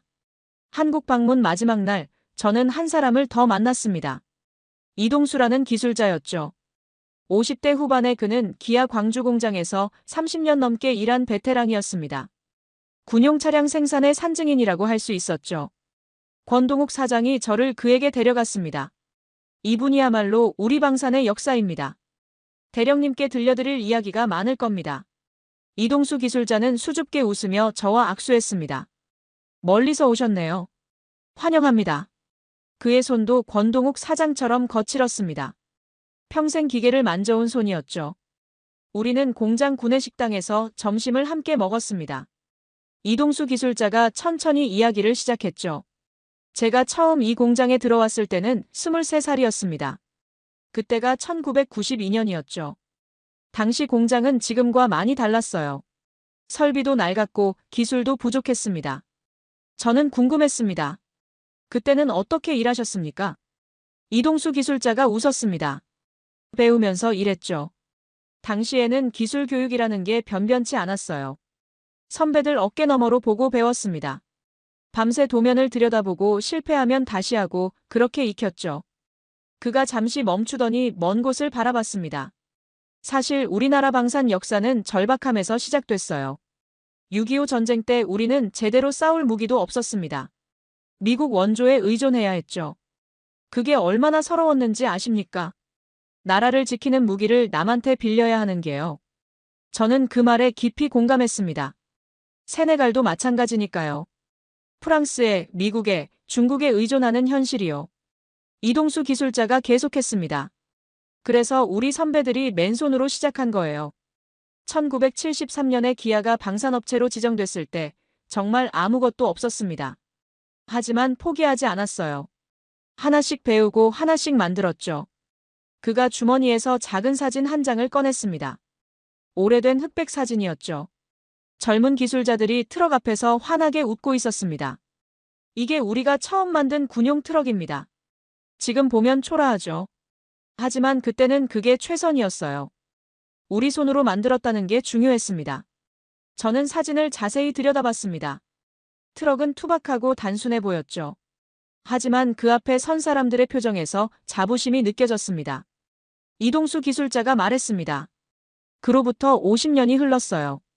지금은 세계 어디에 내놔도 뒤지지 않는 차량을 만듭니다. 폴란드도 사우디도 우리 차를 사가요. 놀랍지 않습니까? 저는 고개를 끄덕였습니다. 정말 놀라웠죠. 이동수 기술자가 제 눈을 똑바로 바라봤습니다. 대령님, 세네갈도 할 수 있어요. 시작이 어려울 뿐이지 한번 시작하면 됩니다. 우리가 도와드릴게요. 우리가 겪은 시행착오를 세네갈은 겪지 않아도 되도록요. 그 말이 가슴에 깊이 박혔습니다. 프랑스는 우리에게 불가능하다고 했죠. 하지만 한국은 가능하다고 말해주고 있었습니다. 그것도 빈말이 아니라 자신들의 경험을 바탕으로요. 점심을 마치고 공장을 나서는데 이동수 기술자가 저를 불러 세웠습니다. 대령님, 한 가지만 더 말씀드려도 될까요? 저는 멈춰섰습니다. 그가 진지한 표정으로 말했죠. 기술은 가르칠 수 있어요. 하지만 의지는 가르칠 수 없습니다. 세네갈이 정말로 원한다면 우리는 모든 걸 나눌 준비가 돼 있어요. 하지만 그 의지는 세네갈 사람들이 가져야 합니다. 저는 그의 손을 꼭 잡았습니다. 우리도 원합니다. 간절히 원해요. 이동수 기술자가 환하게 웃었습니다. 그러면 됐습니다. 우리가 해냈으니까 세네갈도 할 수 있어요. 공항으로 향하는 차 안에서 저는 생각에 잠겼습니다. 한국이라는 나라가 새롭게 보였죠. 그들은 우리처럼 아무것도 없이 시작했습니다. 하지만 포기하지 않고 여기까지 왔어요. 권동욱 사장이 옆에서 조용히 말했습니다. 대령님, 생각이 바뀌셨습니까? 저는 솔직하게 대답했습니다. 완전히 바뀌지는 않았습니다. 하지만 희망이 생겼어요. 한국이 정말로 다를 수 있겠다는 희망이요. 권동욱 사장이 고개를 끄덕였습니다. 그 정도면 충분합니다. 나머지는 행동으로 보여드리겠습니다. 비행기에 오르며 저는 다짐했습니다. 세네갈로 돌아가서 반드시 이 프로젝트를 성사시키겠다고요. 한국 사람들이 보여준 진심에 보답하겠다고요. 창밖으로 한국 땅이 점점 멀어져 갔습니다. 하지만 마음속에는 새로운 불씨가 지펴지고 있었죠. 인천공항을 떠나기 직전 권동욱 사장이 저에게 영상 하나를 보여줬습니다. 폴란드에서 촬영된 영상이었죠. 폴란드 군인들이 한국산 KLTV를 테스트하는 장면이었습니다. 험준한 지형을 달리고 급격한 경사를 오르고 물웅덩이를 통과하는 모습이 담겨 있었죠. 이게 폴란드 국방부 공식 테스트 영상입니다. 권동욱 사장이 설명했죠. 세계에서 가장 까다롭다는 유럽 기준을 통과했어요. NATO 회원국이 우리 차량을 인정한 겁니다. 영상 속 폴란드 군인들의 표정이 인상적이었습니다. 처음에는 회의적이던 그들이 테스트가 진행될수록 고개를 끄덕이고 있었거든요. 마지막에는 엄지손가락을 치켜 세우는 장면도 있었죠. 저는 그 영상을 몇 번이고 다시 봤습니다. 유럽도 인정했다. 그것도 NATO 국가가. 이건 결정적인 증거였죠. 한국 기술이 세계 최고 수준이라는 증거요. 비행기 안에서 저는 계속 그 영상을 생각했습니다. 세네갈로 돌아가면 이걸 보여줘야겠다. 피에르가 뭐라고 하든 우스만이 뭐라고 하든 이 증거 앞에서는 할 말이 없을 거다. 파리를 경유해 다카르에 도착한 건 다음 날 저녁이었습니다. 공항에 아와가 마중 나와 있었죠. 그녀의 얼굴이 밝지 않았습니다. 무슨 일 있어요? 제가 물었죠. 아와가 조심스럽게 말했습니다. 대통령실에서 연락이 왔어요. 내일 아침 대통령께 직접 보고하래요. 심장이 두근거렸습니다. 대통령 직접 보고라니. 최종 결정이 임박했다는 뜻이었죠. 하지만 그게 좋은 쪽인지 나쁜 쪽인지는 알 수 없었습니다. 집에 돌아와 짐을 풀고 샤워를 했습니다. 하지만 잠이 올 리 없었죠. 거실에 앉아 한국에서 가져온 자료들을 다시 정리했습니다. 폴란드 영상, 공장 사진들, 기술 이전 계획서. 모든 걸 완벽하게 준비해야 했어요. 밤새 자료를 검토하고 있는데 이브라임이 내려왔습니다. 아버지, 뭐 하세요? 잠이 안 오세요. 저는 아들에게 상황을 설명했습니다. 내일 대통령께 보고해야 한다고요. 이 프로젝트의 운명이 결정될 거라고요. 이브라임이 옆에 앉았습니다. 도와드릴까요? 자료 정리라도요. 저는 잠시 망설였습니다. 하지만 이번에는 거절하지 않았죠. 그래, 도와줘. 내 눈으로도 한번 봐봐. 이브라임은 한국 자료들을 하나씩 살펴봤습니다. 그의 눈이 점점 커지더군요. 아버지, 이거 진짜예요. 한국이 이 정도 수준이었어요. 저는 고개를 끄덕였습니다. 그래, 나도 놀랐다. 직접 가서 보니까 생각이 많이 바뀌더구나. 이브라임이 진지하게 말했습니다. 아버지, 저도 이 프로젝트에 참여하고 싶어요. 공학도로서 배울 게 많을 것 같아요. 저는 아들을 바라봤습니다. 며칠 전만 해도 거절했을 거예요. 하지만 한국에서 이동수 기술자의 말이 떠올랐죠. 기술은 가르칠 수 있지만 의지는 가르칠 수 없다고요. 이브라임에게는 의지가 있었습니다. 조국을 위해 무언가 하고 싶다는 의지요. 알았다. 프로젝트가 성사되면 내 자리를 만들어줄게. 이브라임의 얼굴이 환하게 빛났습니다. 정말요, 아버지? 저는 웃으며 그의 어깨를 두드렸습니다. 대신 열심히 해야 한다. 나라의 미래가 걸린 일이니까.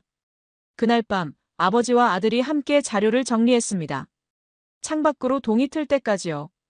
아침이 되자 저는 대통령궁으로 향했습니다.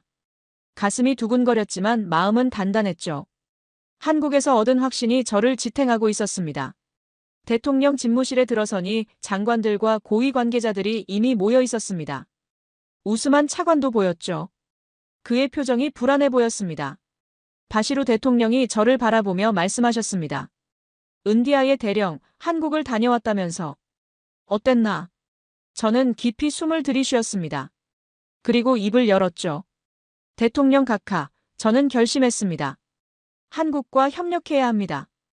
회의실이 술렁였습니다. 하지만 저는 멈추지 않았죠. 왜 그런지 지금부터 설명드리겠습니다. 대통령 앞에서의 브리핑은 1시간 넘게 계속됐습니다. 저는 한국에서 보고 들은 모든 것을 상세히 설명했죠. 광주 공장의 규모와 기술력, 50년간 축적된 방산 노하우, 폴란드 수출 성공 사례, 그리고 무엇보다 그들의 진심 어린 태도까지요. 폴란드 테스트 영상을 보여주자 회의실이 조용해졌습니다. 대통령의 눈이 화면에 고정돼 있었죠. 영상이 끝나고 잠시 침묵이 흘렀습니다. 우스만 차관이 입을 열었습니다. 대령, 한 가지 질문이 있네요. 폴란드는 유럽 국가입니다. 그들에게 적합한 게 우리 세네갈에도 적합하다는 보장이 있습니까? 예상했던 질문이었죠. 저는 차분하게 대답했습니다. 차관님, 좋은 지적입니다. 하지만 한국은 이미 27개국에 수출한 경험이 있습니다. 몽골의 사막, 필리핀의 열대 지역, 이라크의 건조한 환경까지요. 다양한 조건에서 검증된 기술입니다. 우스만 차관이 반박하려 했지만 대통령이 손을 들어 제지하셨습니다. 은디아의 대령, 기술 이전은 어느 정도 수준까지 가능한가? 저는 대답했습니다. 한국 측은 단계별 완전 기술 이전을 약속했습니다. 처음에는 DKD 방식으로 조립부터 시작하고 세네갈 기술자들이 역량을 갖추면 핵심 부품 제조까지 이전하겠다고 했습니다. 이건 계약서에 명문화될 겁니다. 대통령이 고개를 끄덕였습니다. 그렇다면 현지 인력 양성은 어떻게 되나? 한국 측이 훈련 프로그램을 제공합니다. 세네갈 기술자들을 한국으로 보내 연수받게 하고 한국 기술자들이 세네갈에 파견돼 현장에서 직접 가르칠 겁니다.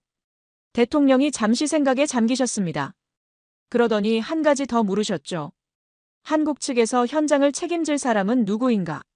저는 권동욱 사장에 대해 설명했습니다. 건설업과 자동차 업계에서 30년 이상 경력을 쌓은 분이라고요. 말보다 행동으로 보여주는 분이라고 했죠. 대통령이 저를 똑바로 바라보셨습니다. 은디아의 대령, 자네가 개인적으로 그 사람을 신뢰하나? 저는 주저없이 대답했습니다. 예, 각하. 저는 권동욱 사장을 신뢰합니다. 제 군인으로서의 직감이 그렇게 말합니다. 회의실이 다시 조용해졌습니다. 대통령이 천천히 일어서셨죠. 좋다. 한국 측과 협상을 진행하라. 단, 계약 조건은 꼼꼼히 챙겨라. 우리 세네갈의 이익이 최우선이다. 저는 거수경례를 했습니다. 명심하겠습니다, 각하. 회의가 끝나고 디오프 장군님이 저에게 다가오셨습니다. 장군님은 환하게 웃고 계셨죠. 잘했다, 마마두. 내가 해냈어. 저는 고개를 숙였습니다. 아직 끝난 게 아닙니다, 장군님. 이제 시작일 뿐이에요. 장군님이 제 어깨를 두드렸습니다. 그래도 첫 번째 고비는 넘겼다. 대통령께서 승인하셨잖아. 그날 저녁 저는 권동욱 사장에게 연락했습니다. 김서연의 통역으로 대화를 나눴죠. 사장님, 좋은 소식입니다. 대통령께서 한국과의 협력을 승인하셨습니다. 전화 너머로 권동욱 사장의 목소리가 들려왔습니다. 축하드립니다, 대령님. 하지만 진짜 일은 이제부터입니다. 알고 있습니다. 그래서 부탁드릴 게 있습니다. 사장님이 직접 세네갈에 오셔야 합니다. 현장에서 함께 일해주셔야 해요. 잠시 침묵이 흘렀습니다. 그러더니 권동욱 사장이 대답했죠. 물론입니다. 처음부터 그럴 생각이었습니다. 제가 직접 가서 공장 건설을 총괄하겠습니다. 말씀드렸지 않습니까? 말보다 행동으로 보여드리겠다고요. 저는 전화를 끊고 한참 동안 서 있었습니다. 창밖으로 다카르의 밤하늘이 보였죠. 별들이 유난히 밝게 빛나고 있었습니다. 드디어 시작이구나. 15년간 품어왔던 꿈이 현실이 되려 하고 있었습니다. 물론 앞으로도 수많은 난관이 있겠죠. 하지만 이제는 혼자가 아니었습니다. 한국이라는 파트너가 생겼습니다. 그리고 권동욱이라는 믿을 만한 사람이 함께하게 됐죠. 저는 작게 중얼거렸습니다. 해보자. 이번에는 해낼 수 있다. 대통령의 승인이 떨어졌지만 싸움이 끝난 건 아니었습니다. 피에르 뒤발과 우스만 차관이 마지막 발악을 시작했거든요. 최종 계약 체결 전까지 모든 수단을 동원해 방해하려 했죠. 피에르는 프랑스 정부 라인을 움직였습니다. 프랑스 외교부에서 세네갈 외교부로 공식 항의가 들어왔죠. 세네갈이 전통적 우방인 프랑스를 배제하고 한국을 선택하는 것은 양국 관계에 부정적 영향을 미칠 수 있다는 내용이었습니다. 노골적인 협박이었죠. 저는 이를 갈았습니다. 100년 넘게 아프리카를 착취해온 나라가 무슨 자격으로 이런 소리를 하는 겁니까? 동시에 언론 공세도 거세졌습니다. 세네갈 주요 신문에 한국 비판 기사가 연달아 실렸죠. 아시아 업체의 미검증 기술이라느니 아프리카 현지 적응에 실패할 거라느니 하는 내용이었습니다. 출처는 모두 익명의 전문가였죠. 누가 봐도 피에르의 작품이었습니다. 하지만 증거가 없었어요. 저는 분통이 터졌지만 참아야 했습니다. 우스만 차관도 내부에서 움직였습니다. 국방부 내 친프랑스 세력을 규합해 반대 의견서를 작성했죠. 한국과의 계약이 세네갈 안보에 위험을 초래할 수 있다는 황당한 내용이었습니다. 저는 디오프 장군님께 보고했습니다. 장군님은 침착하게 대응하라고 하셨죠. 놈들이 발악하는 건 궁지에 몰렸다는 증거다. 우리가 흔들리면 안 된다. 하지만 상황은 점점 악화됐습니다. 최종 계약 체결을 위한 회의가 예정돼 있었는데 그 직전에 충격적인 소식이 들려왔거든요. 대통령 비서실에서 연락이 왔습니다. 대통령께서 최종 결정 전에 관계자들의 의견을 다시 한번 들어보시겠다고요. 공개 토론 형식의 회의를 열겠다는 거였죠. 이건 우스만 차관이 요청한 거였습니다. 마지막 기회를 달라고 대통령을 설득한 거죠. 저는 긴장했습니다. 그 회의에서 프랑스 측 주장이 설득력 있게 들리면 상황이 뒤집힐 수도 있었으니까요. 회의 당일 대통령궁 대회의실에는 수십 명의 관계자가 모였습니다. 국방부, 외교부, 산업부, 재정부 고위 관료들이 모두 참석했죠. 대통령도 직접 자리하셨습니다. 우스만 차관이 먼저 발언했습니다. 그는 준비해온 자료를 화면에 띄우며 장황하게 설명했죠. 프랑스는 세네갈의 오랜 우방입니다. 100년 이상의 역사가 있죠. 반면 한국과는 외교 관계조차 미미합니다. 검증되지 않은 파트너와 국방 사업을 진행하는 것은 위험합니다. 그가 피에르가 제공한 자료들을 보여줬습니다. 한국 방산의 문제점을 지적하는 내용이었죠. 대부분 왜곡되거나 과장된 정보였지만 모르는 사람이 보면 그럴듯해 보일 수 있었습니다. 제 차례가 왔습니다. 저는 천천히 일어섰죠. 발언대에 서니 수십 쌍의 눈이 저를 바라보고 있었습니다. 대통령의 눈도요. 저는 깊이 숨을 들이쉬었습니다. 존경하는 대통령 각하, 그리고 참석하신 모든 분들. 저는 오늘 진실을 말씀드리겠습니다.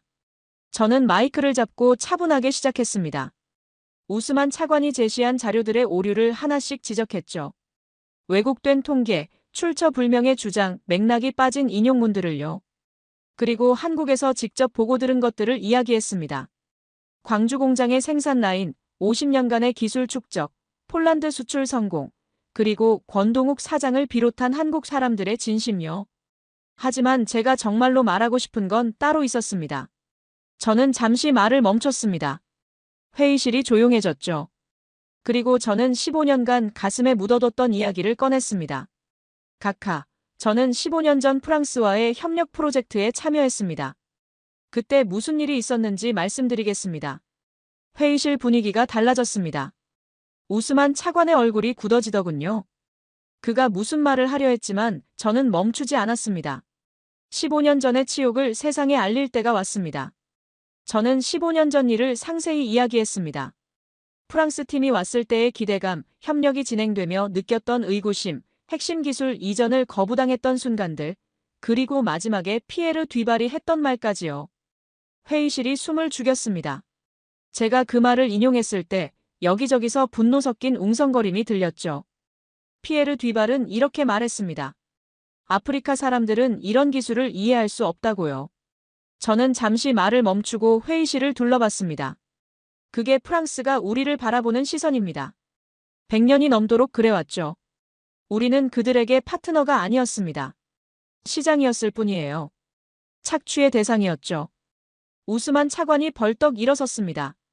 이건 과거 일입니다. 지금 상황과 무슨 관련이 있습니까? 저는 차분하게 대답했습니다. 관련이 있습니다, 차관님. 왜냐하면 그 피에르 뒤발이 지금 이 순간에도 세네갈에서 로비를 하고 있기 때문입니다. 15년 전과 똑같은 사람이 똑같은 방식으로 우리를 이용하려 하고 있어요. 회의실이 술렁였습니다. 대통령이 손을 들어 조용히 시키셨죠. 은디아의 대령, 그래서 한국이 다르다는 증거가 있나? 저는 고개를 끄덕였습니다. 있습니다, 각하. 제가 직접 경험한 것들이요. 저는 한국에서의 경험을 이야기했습니다. 권동욱 사장이 저를 동등한 인격체로 대했던 것, 이동수 기술자가 한국의 역사를 솔직하게 들려줬던 것, 그들이 기술을 숨기지 않고 모든 걸 보여줬던 거죠. 그리고 결정적인 말을 했습니다. 각하, 한국 사람들은 이렇게 말했습니다. 우리도 당신들처럼 아무것도 없이 시작했다고요. 70년 전 한국은 세네갈보다 가난했습니다. 하지만 포기하지 않고 여기까지 왔죠.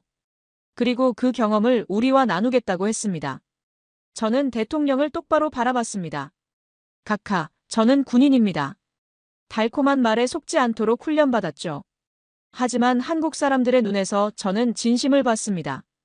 우리를 무시하거나 이용하려는 게 아니라 정말로 함께 성장하고 싶어하는 진심이요. 회의실이 조용해졌습니다. 모두가 대통령의 반응을 기다리고 있었죠. 대통령이 천천히 입을 여셨습니다. 은디아의 대령, 결국 이건 신뢰의 문제라는 건가? 그렇습니다, 각하. 기술이나 가격보다 더 중요한 건 신뢰입니다. 존중받는 파트너십을 맺을 것인가, 아니면 무시당하는 종속관계로 남을 것인가. 그게 오늘 우리가 결정해야 할 문제입니다. 대통령이 잠시 생각에 잠기셨습니다. 그러더니 물으셨죠. 한국 측 책임자가 누구라고 했나? 권동욱이라는 사람인가? 예, 각하. 권동욱 사장입니다. 그 사람과 직접 이야기해보고 싶다. 지금 연결할 수 있나? 저는 고개를 끄덕이고 휴대전화를 꺼냈습니다. 한국은 지금 새벽 시간이었지만 권동욱 사장은 전화를 받았죠. 화상통화가 연결됐습니다. 대형 스크린에 권동욱 사장의 얼굴이 나타났죠. 64살의 노신사가 검게 그을린 얼굴로 카메라를 바라보고 있었습니다. 대통령이 직접 물으셨습니다. 권 사장, 한국은 정말로 세네갈의 기술을 이전할 의지가 있습니까? 권동욱 사장이 대답했습니다. 김서연이 통역했죠. 대통령 각하, 저는 평생 현장에서 일한 사람입니다. 화려한 말은 할 줄 모릅니다. 하지만 한 가지는 약속드릴 수 있습니다. 저희는 기술을 숨기지 않겠습니다. 세네갈이 스스로 설 수 있도록 모든 걸 나누겠습니다. 대통령이 다시 물으셨습니다. 왜 그렇게까지 합니까? 비즈니스가 아닙니까? 권동욱 사장이 잠시 침묵했습니다. 그러더니 진지하게 대답했죠. 저희도 예전에 아무것도 없었습니다. 전쟁으로 모든 게 파괴됐죠. 그때 다른 나라들이 도와줬습니다. 이제는 저희가 도울 차례입니다. 그게 제가 이 일을 하는 이유입니다. 회의실이 조용해졌습니다. 권동욱 사장의 말에는 허튼 소리가 없었죠. 진심이 느껴졌습니다. 대통령이 고개를 끄덕이셨습니다. 그리고 최종 결정을 내리셨죠. 좋다. 한국과 협력한다. 저는 가슴이 벅차올랐습니다. 15년간의 한이 풀리는 순간이었죠. 대통령의 결정이 내려지자 회의실 분위기가 완전히 바뀌었습니다. 지지자들은 안도의 한숨을 내쉬었고 반대파들은 고개를 숙였죠. 우스만 차관의 얼굴이 창백해져 있었습니다. 그가 대통령을 향해 뭔가 말하려 했지만 대통령이 손을 들어 제지하셨죠. 결정은 내려졌다. 이제 앞으로 나아갈 시간이다. 회의가 끝나고 사람들이 하나둘 빠져나갔습니다. 저는 자리에 남아 스크린을 바라봤죠. 화상통화는 이미 종료됐지만 권동욱 사장의 얼굴이 아직 눈앞에 어른거렸습니다. 디오프 장군님이 다가오셨습니다. 장군님의 눈가가 촉촉해 보이더군요. 마마두, 해냈다.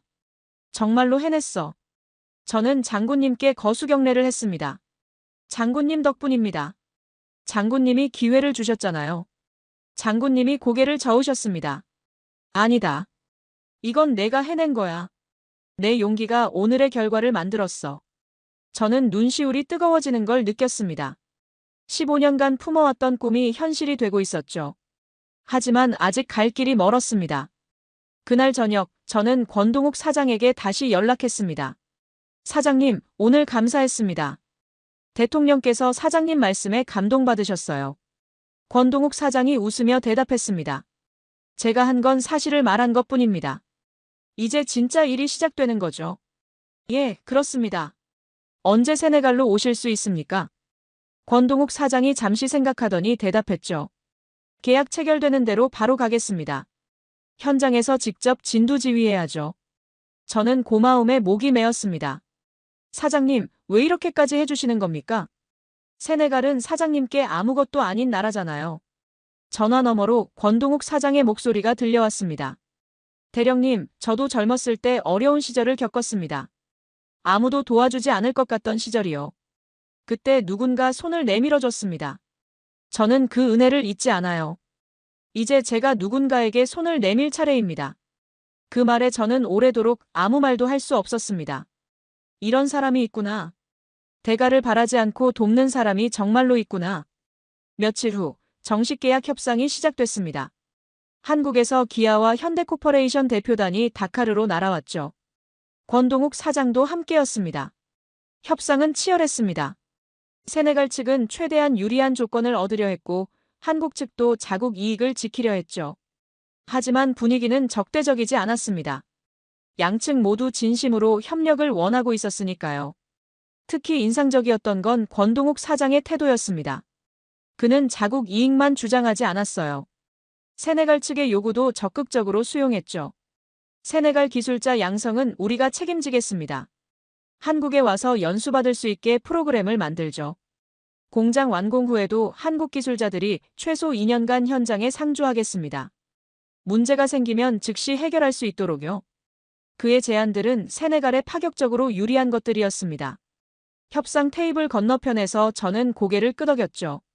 이 사람은 정말로 다르구나. 2024년 11월 7일 역사적인 MOU가 체결됐습니다. 세네갈 정부와 ISVM, 기아, 현대코퍼레이션 대표들이 서명했죠. 플래시가 터지고 박수가 쏟아졌습니다. 저는 그 순간을 평생 잊지 못할 겁니다.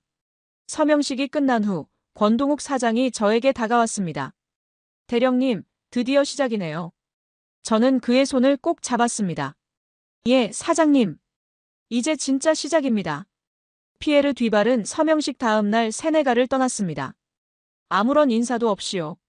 그가 탄 비행기가 다카르 공항을 이륙하는 걸 저는 멀리서 지켜봤죠. 15년 전의 치욕이 마침내 씻어졌습니다.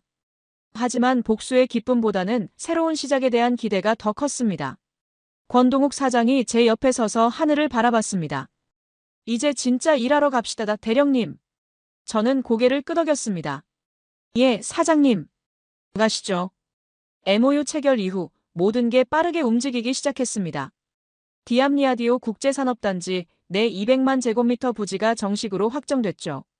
세네갈 정부는 FONSIS 국부펀드를 통해 지분 35%를 투자하기로 했습니다. 총 투자 규모는 350억 CFA 프랑, 한화로 약 800억 원에 달했죠.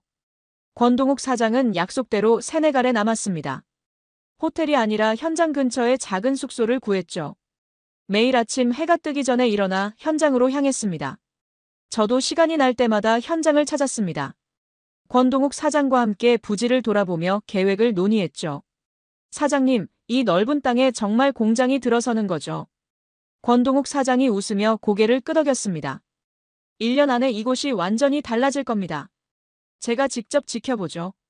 공사가 시작됐습니다. 세네갈 건설 노동자들과 한국 기술자들이 함께 일했죠. 언어는 달랐지만 일에 대한 열정은 같았습니다. 권동욱 사장은 현장 곳곳을 누볐습니다. 직접 삽을 들기도 하고 노동자들과 식사를 함께 하기도 했죠. 사무실에만 앉아있는 사장이 아니었습니다. 진짜 현장인이었어요. 세네갈 노동자들은 처음에 한국인들을 경계했습니다. 또 다른 서방 사람들이려니 했겠죠. 하지만 권동욱 사장의 태도를 보며 생각이 바뀌기 시작했습니다. 그가 더운 날에도 노동자들과 함께 땀을 흘리는 걸 보면서요. 점심시간에 같은 음식을 먹으며 농담을 나누는 걸 보면서요. 통역 없이도 손짓 발짓으로 소통하며 웃는 걸 보면서요. 어느 날 한 세네갈 노동자가 저에게 말했습니다. 대령님, 저 한국 사장님은 다른 외국인들과 달라요. 우리를 사람으로 대해줘요. 그 말이 가슴에 깊이 박혔습니다. 그게 가장 중요한 거였죠. 기술보다 돈보다 사람을 사람으로 대하는 것. 한편 세네갈 기술자 양성 프로그램도 시작됐습니다. 젊은 기술자들이 한국으로 떠났죠. 그 중에는 파투마타 바도 있었습니다. 세네갈 최초의 여성 군용 차량 기술자를 꿈꾸는 젊은 여성이었죠. 파투마타는 출발 전날 저를 찾아왔습니다. 대령님, 열심히 배워오겠습니다. 세네갈 여성들도 할 수 있다는 걸 보여주겠어요. 저는 그녀의 어깨를 두드렸습니다. 기대하마. 돌아올 때는 최고의 기술자가 돼서 와라. 이브라힘도 프로젝트에 합류했습니다. 아들은 현장에서 통역을 맡으며 한국 기술자들과 세네갈 노동자들 사이를 연결했죠. 영어와 프랑스어, 그리고 기술 지식을 활용해 의사소통을 도왔습니다. 어느 날 저녁, 이브라임이 저에게 말했습니다. 아버지, 저도 한국에 가서 제대로 배우고 싶어요.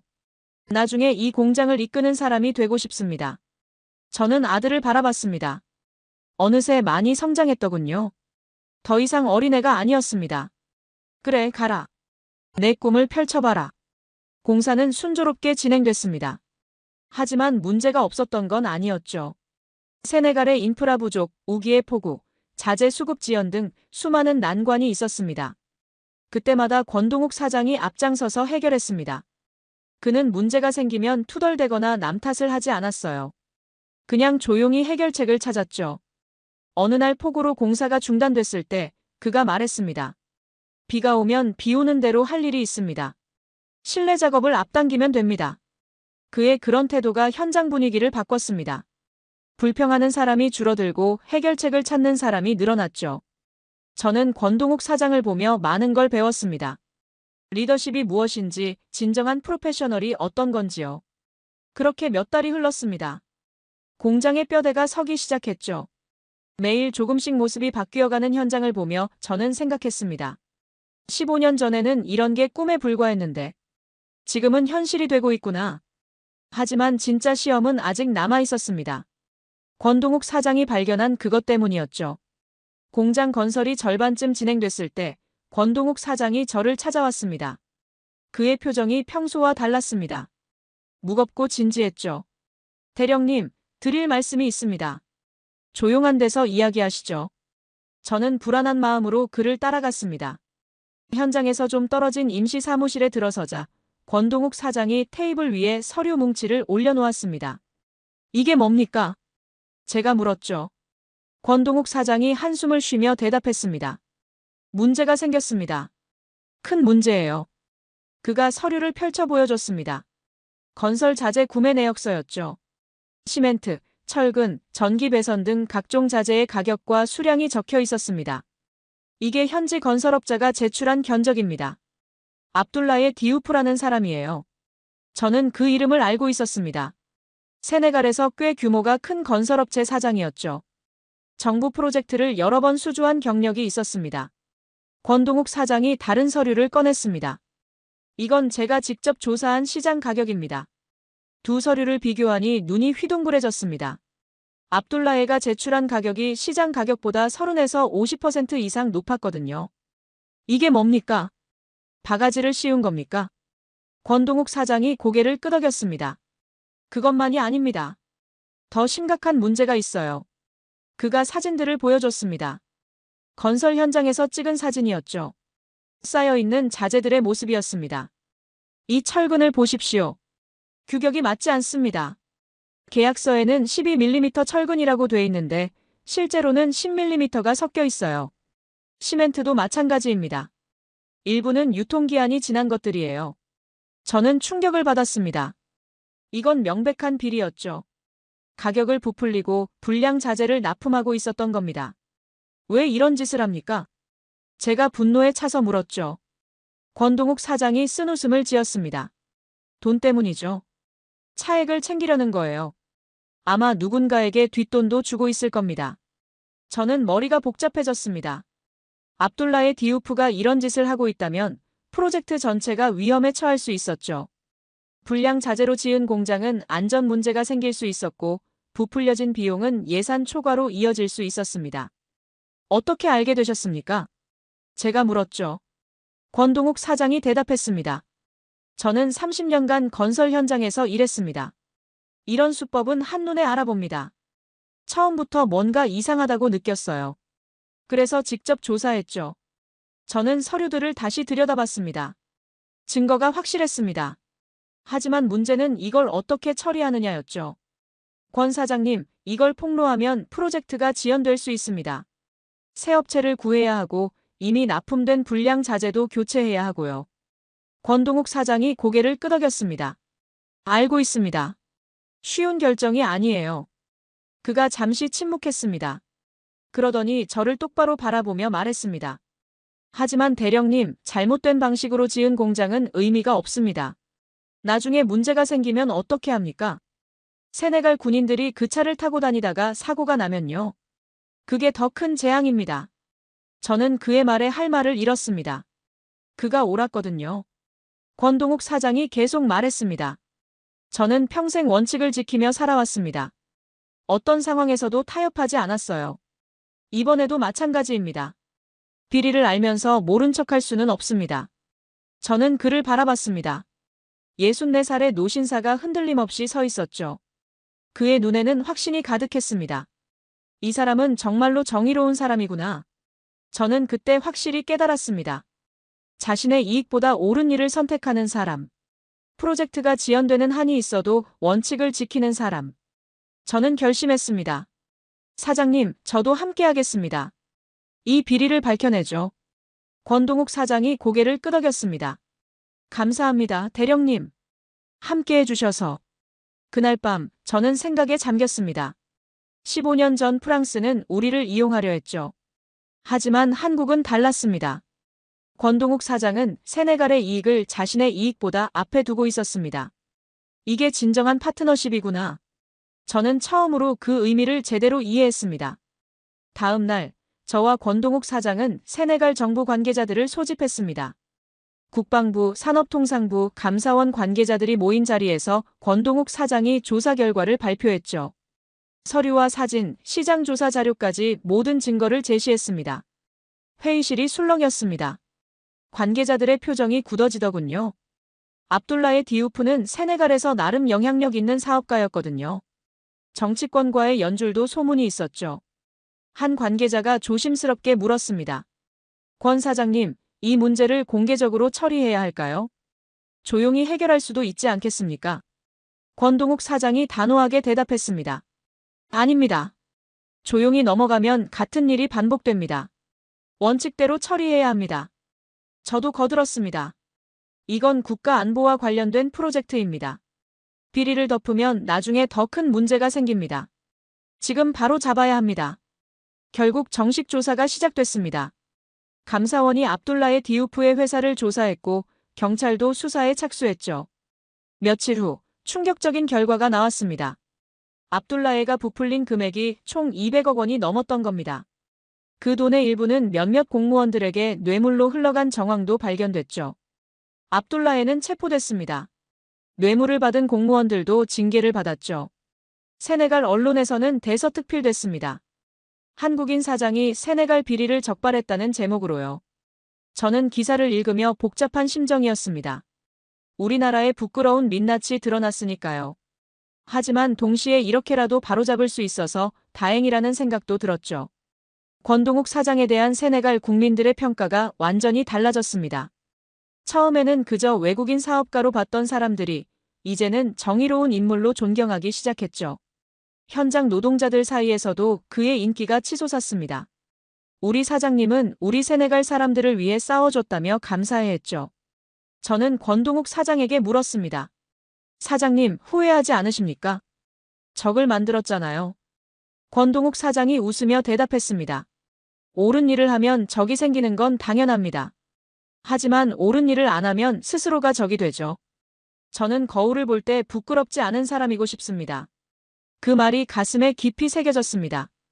비리 적발 덕분에 프로젝트는 오히려 더 효율적으로 진행됐습니다. 새로운 건설업체가 투입됐고 정상 가격으로 양질의 자재가 공급됐죠. 결과적으로 200억 원 이상의 비용이 절감됐습니다. 세네갈 정부는 권동욱 사장에게 공식 감사를 표했습니다. 대통령 비서실에서 직접 전화가 왔죠. 대통령께서 권 사장의 정직함과 용기에 감사하신다고요. 하지만 권동욱 사장은 담담했습니다.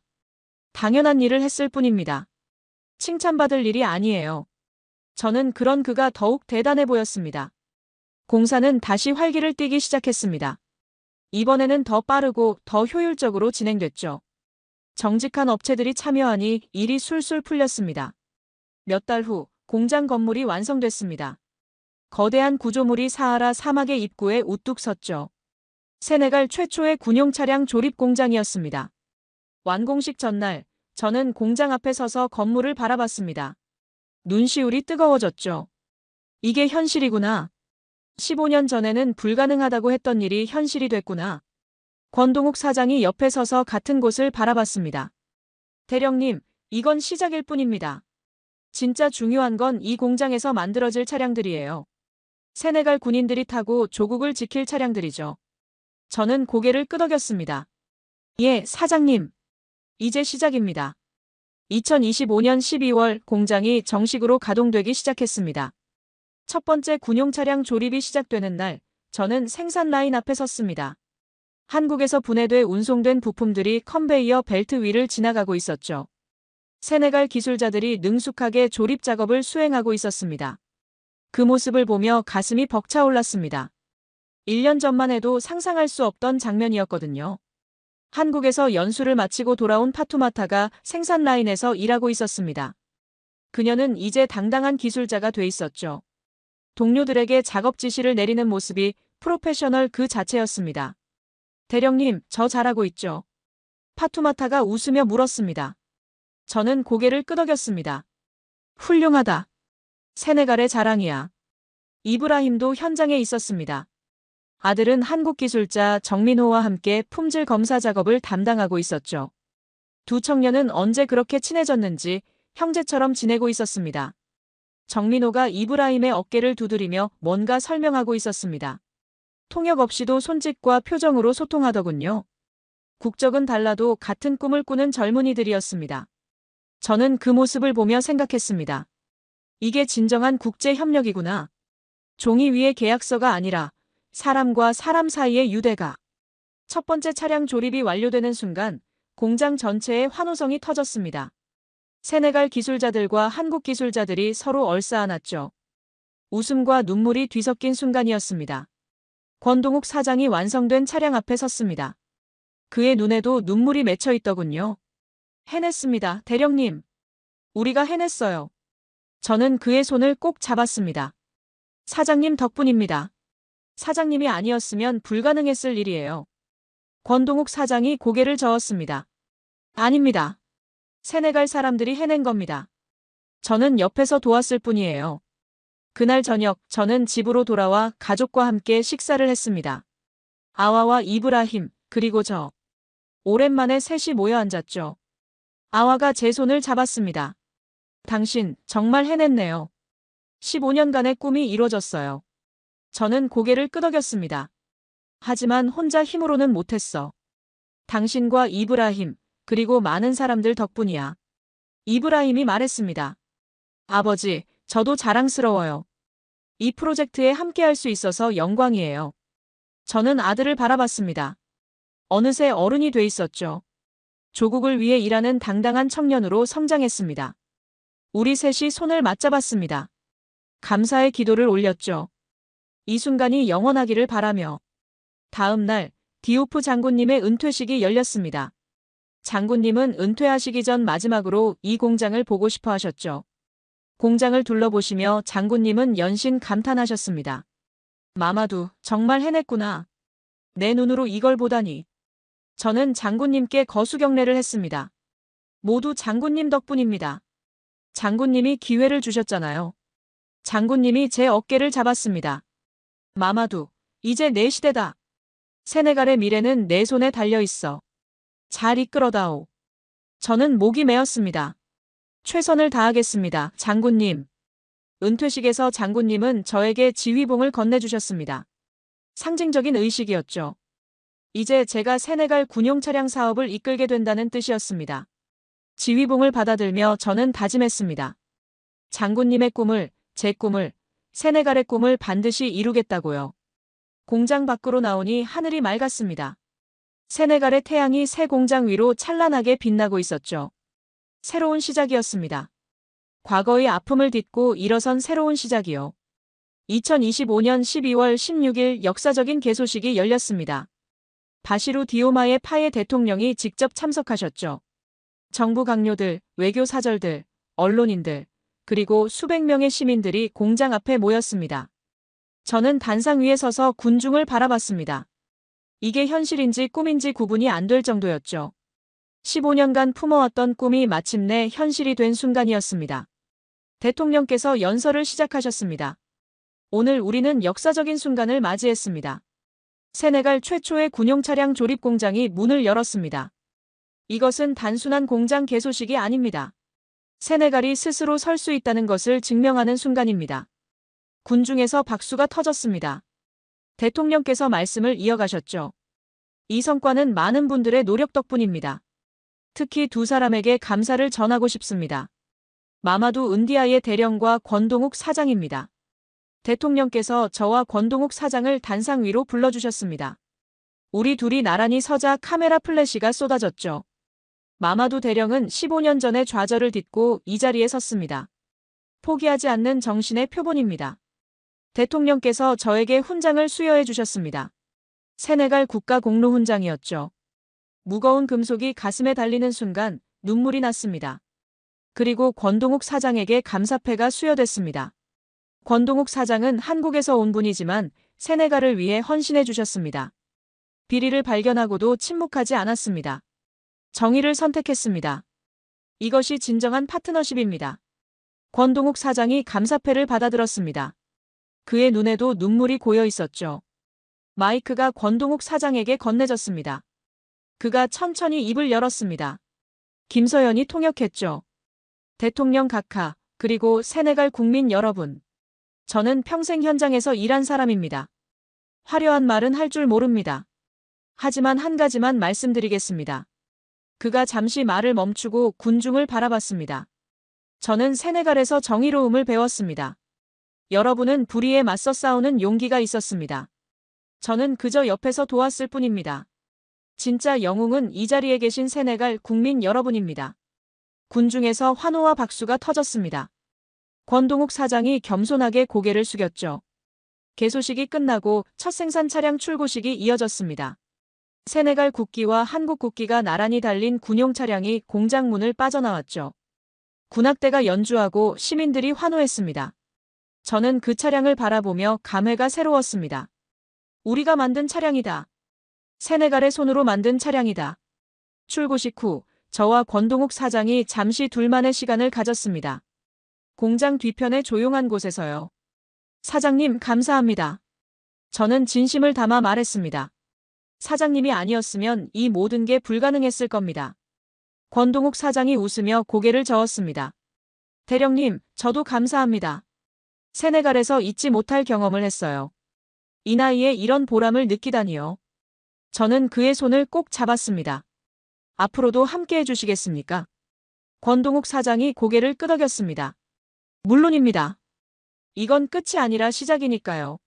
세네갈이 스스로 설계하고 생산할 수 있을 때까지 저희가 함께 하겠습니다.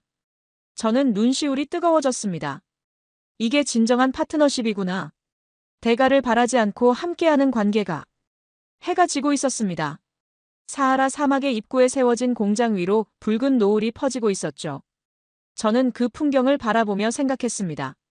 15년 전 프랑스인이 저에게 했던 말이 떠올랐죠. 아프리카 사람들은 기술을 이해할 수 없다고요. 하지만 우리는 해냈습니다. 아프리카 사람도 할 수 있다는 걸 증명했죠. 그리고 그 옆에는 한국이라는 진정한 파트너가 있었습니다. 우리를 무시하지 않고 이용하지 않고 동등하게 대해준 파트너가. 저는 하늘을 바라보며 다짐했습니다. 이 이야기를 세상에 알리겠다고요. 진정한 파트너십이 무엇인지, 함께 성장한다는 게 어떤 건지요. 세네갈과 한국의 이야기는 아직 끝나지 않았습니다. 오히려 지금부터가 진짜 시작이죠. 사막에도 꽃이 핀다고 합니다. 세네갈의 사막에 한국이라는 씨앗이 뿌려졌고 마침내 꽃이 피었습니다. 이것이 제가 여러분께 전하고 싶은 이야기입니다. 감사합니다.